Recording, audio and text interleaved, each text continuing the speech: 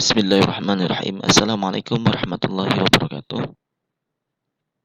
Alhamdulillah wassalatu wassalamu ala Rasulillah wa ala alihi washabbihi wa mawala. Amma ba'd.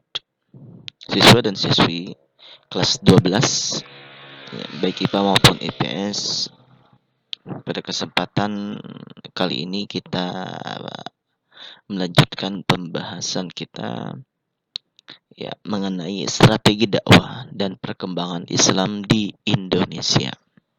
Ya.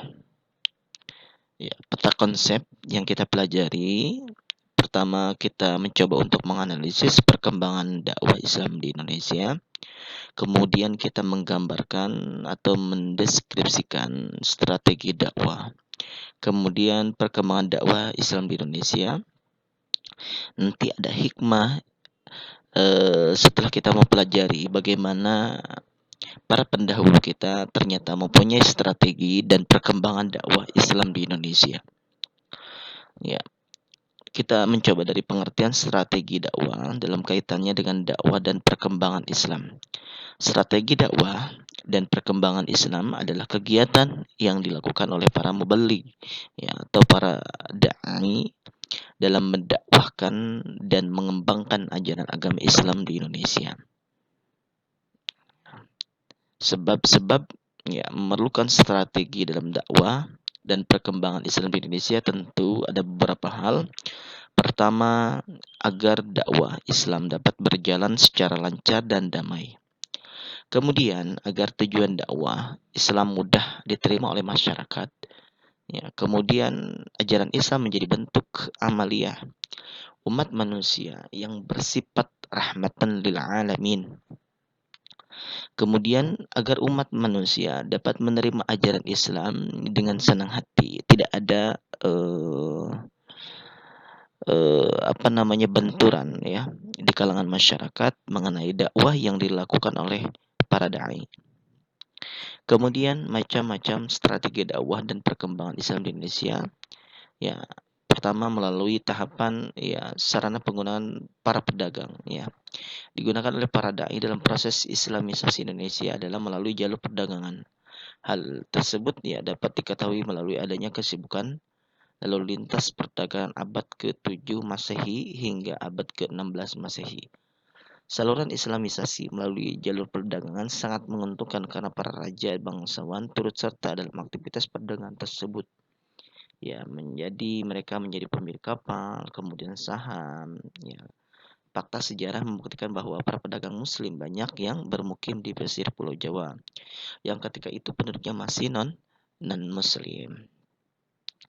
Kemudian setelah perdagangan melalui pernikahan ya dari aspek ekonomi para pedagang muslim memiliki status sosial yang lebih baik daripada kebanyakan penduduk pribumi. Ya, hal ini menyebabkan banyak penduduk pribumi terutama para wanita tertarik untuk menjadi istri para saudagar muslim. Kemudian ketentuan Islam bahwa para wanita yang akan dinikahi harus diislamkan oleh terlebih dahulu ya, sehingga mereka melakukan pernikahan secara Islam. Yang ketiga, melalui proses pendidikan di Indonesia juga dilakukan melalui media pendidikan. Ternyata para ulama banyak mendirikan lembaga pendidikan Islam dalam bentuk pesantren. Pada lembaga inilah para ulama memberikan pengajaran ilmu keislaman melalui berbagai pendekatan sampai kemudian para santri mampu menyerap pengetahuan keagamaan dengan baik.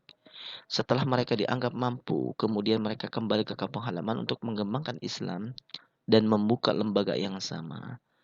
Dengan demikian, semakin hari lembaga pendidikan pesantren berkembang baik dari segi jumlah maupun ya personalnya. Kemudian jalur tasawuf yang penting dalam proses terima Islam ini ada jalur tasawuf. Tasawuf adalah istilah yang sama sekali tidak dikenal pada zaman para sahabat Nabi Muhammad SAW. Ya. Dan ini merupakan sifat khas dari ajaran adalah akomodasi terhadap budaya lokal sehingga menyebabkan banyak masyarakat Indonesia yang tertarik menerima ajaran tersebut. Ya, pada umumnya para pengajar tasawuf atau para sufi adalah guru-guru kembara dan mereka sukarela mereka menghayati kemiskinan juga seringkali berhubungan dengan perdagangan mereka. Lalu kemudian mereka mengajari teosofi yang telah bercampur dengan ajaran yang sudah dikenal luas oleh masyarakat Indonesia. Ya. Kemudian ya ini selanjutnya adalah dakwah menggunakan kesenian sebagai bagian dari media Islamisasi di Indonesia juga.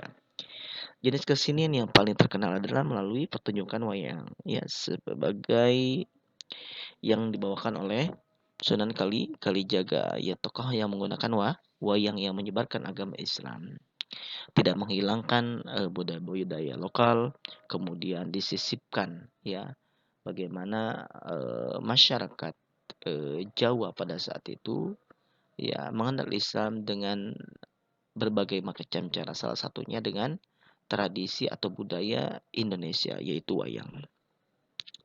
Mungkin ini materi singkat ya yang Bapak sampaikan, mudah-mudahan bermanfaat. Insyaallah nanti kita lanjutkan di di pekan yang akan datang ya. Hadanallahu wa iyyakum ajmain. Assalamualaikum warahmatullahi wabarakatuh.